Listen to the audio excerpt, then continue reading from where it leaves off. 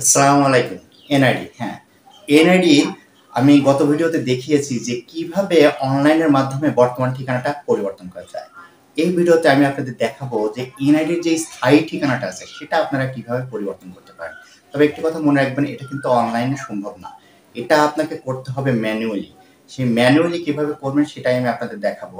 তো চলুন আমরা দেখে নিই।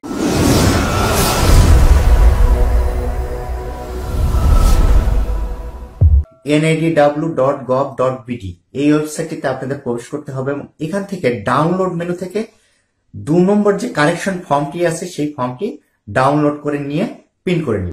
তো ফর্মের প্রথমে দেখুন জাতীয় পরিচয়পত্রধারীর ক নম্বরে দেখুন নাম। এখানে আপনার জাতীয় পরিচয়পত্র বা এনআইডিতে যে নামটি যেভাবে লেখা আছে ঠিক সেইভাবে এই রোতে লিখে দিবেন।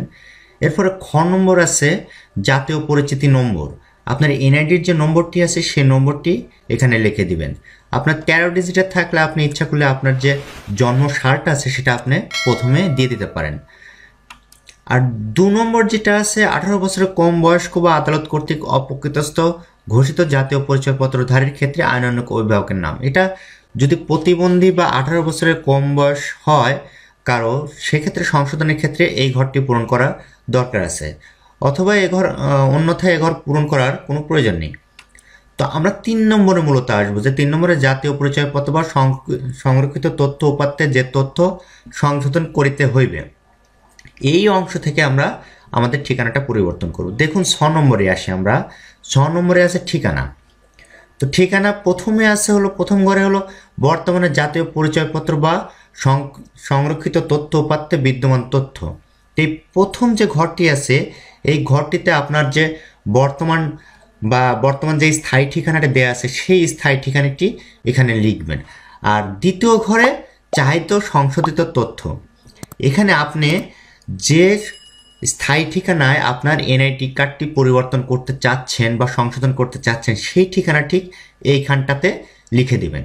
আর তৃতীয় ঘরে এসে এই যে আপনি সংশোধন করতে চাচ্ছেন আপনার স্থায়ী ঠিকানা, এর এগেইনস্টে আপনি কী ধরনের অ্যাটাচমেন্ট দিতে চাচ্ছেন সেই অ্যাটাচমেন্টটা এখানে লিখে দেবেন। আর কী কী ধরনের অ্যাটাচমেন্ট লাগবে ভিডিওর শেষ অংশে আমি অবশ্য বলে দিয়েছি। এরপরে আমরা 4 নম্বরটা দেখি। জমাকৃত ফি এর পরিমাণ 11 এর উপপ্রধান 1 এর ক্রমিক নং 1 বা প্রযোজ্য ক্ষেত্রে 2 এ উল্লেখিত ফি অনুসারে, অর্থাৎ আপনি যে টাকা জমা দিয়েছেন এই যে আপনার স্থায়ী ঠিকানা বা জাতীয় পরিচয়পত্র সংশোধনের ক্ষেত্রে, আমি এখানে স্থায়ী ঠিকানা যেহেতু পরিবর্তন করার কথা বলা হচ্ছে তাই স্থায়ী ঠিকানাই বলি। স্থায়ী ঠিকানা পরিবর্তনের ক্ষেত্রে যে সংশোধিত ফি আছে সেই ফিটা এখানে লিখে দিতে হবে। ভিডিওর শেষ অংশে অবশ্য আমি এটাও জানিয়ে দেব যে কত টাকা ফি দিতে হবে, কোন কোন ক্ষেত্রে কত টাকা ফি লাগবে।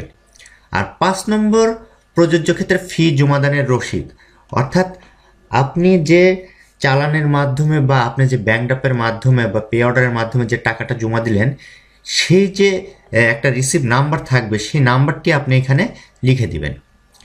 আবেদনপত্রের সহিত সংযুক্ত দলিলাদির বিবরণ, অর্থাৎ আপনি এর সঙ্গে কি অ্যাটাচমেন্ট যুক্ত করেছেন সেটা এখানে আপনাকে লিখে দিতে হবে, কি ধরনের অ্যাটাচমেন্ট দিয়েছেন।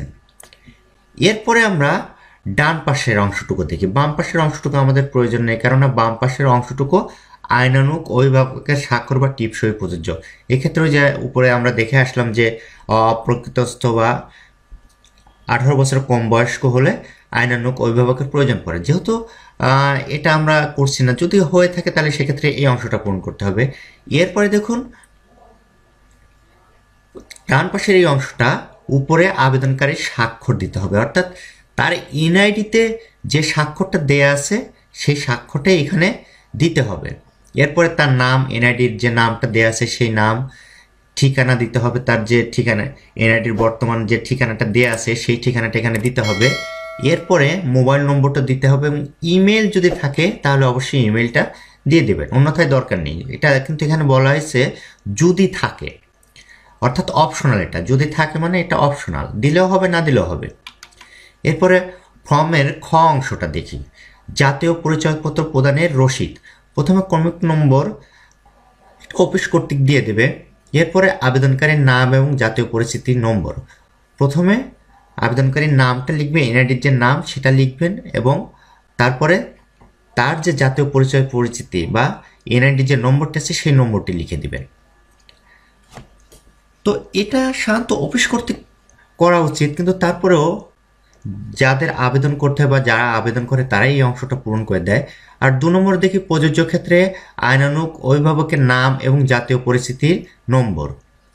এখানে যদি আইনানুগ অভিভাবক দ্বারা আবেদন করা হয় তাহলে সেক্ষেত্রে তার পরিচিতি নম্বর বা তার জাতীয় পরিচয়পত্রের নম্বর এবং তার নামটা এখানে দিতে হবে। এরপরে দেখুন আছে আবেদনের তারিখ, কোন তারিখে আপনি আবেদন করেছেন সেই তারিখটা জাস্ট এখানে উল্লেখ করে দিবেন। পরবর্তী যোগাযোগের তারিখ বা জাতীয় পরিচয়পত্র প্রদানের তারিখ, এই অংশটা অবশ্য অফিস কর্তৃক পূরণীয়, এটা অফিস লিখে দিবে। এরপর অফিসের যে দায়িত্বপ্রাপ্ত কর্মকর্তা আছে তার এখানে সিগনেচার হয়ে গেলে এই অংশটা আপনাকে, দেখুন এখান দিয়ে একটা লাইন আছে, এই অংশটা আপনাকে কেটে দিয়ে দেওয়া হবে। এই অংশটা জাতীয় পরিচয়পত্র প্রদানের রসিদ, অর্থাৎ আপনার সংশোধিত কপি আসলে এই অংশটা দেখিয়ে আপনি নিতে পারবেন। আর দেখুন ফর্ম কিন্তু 2 পাতার আছে, এপিট ওপিট করে প্রিন্ট করবেন এটা আপনারা। আর শেষে আরেকটা অংশ আছে, অর্থাৎ এখানে যেভাবে পূরণ করলেন এখানেও একইভাবে সব কিছু পূরণ করার, এখানে খুব বেশি কিছু প্রয়োজন নেই। এখানে বলছে বায়োমেট্রিক ফিচার প্রদানের নিমিত্ত উপস্থিতিতে স্থান বা তারিখ ও সময়, এখানে শুধু কোন তারিখে, এগুলো সব অফিস কর্তৃক পূরণীয় এবং এই অংশটা আপনাকে তারা দিয়ে দিতে পারে। তো আশা করি এই ভিডিওটি দেখার পরে আপনারা খুব সহজে যে আবেদন ফর্মটি আমি আপনাদের জন্য পূরণ করলাম বা দেখালাম কোথায় কি করতে হবে, খুব সহজে আপনারা বুঝে গেছেন। আর বুঝে গেলেই আপনার এই যে ভিডিওটা ফলপ্রসূ হবে। তো ভালো থাকবেন সবাই। আর আমাকে নিয়মিত দেখতে চাইলে এই ধরনের ভিডিও সহ তাহলে আমার চ্যানেলটিকে সাবস্ক্রাইব করে রাখবেন, পাশে থাকা বেল বাটনটি অন করে দিবেন।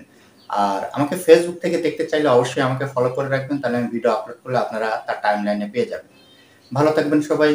আর আমার সঙ্গে বেশ অনেকটা সময় কিন্তু আপনারা ব্যয় করে ফেলছেন, এর জন্য অসংখ্য ধন্যবাদ জানাচ্ছি আবারও আপনাদের।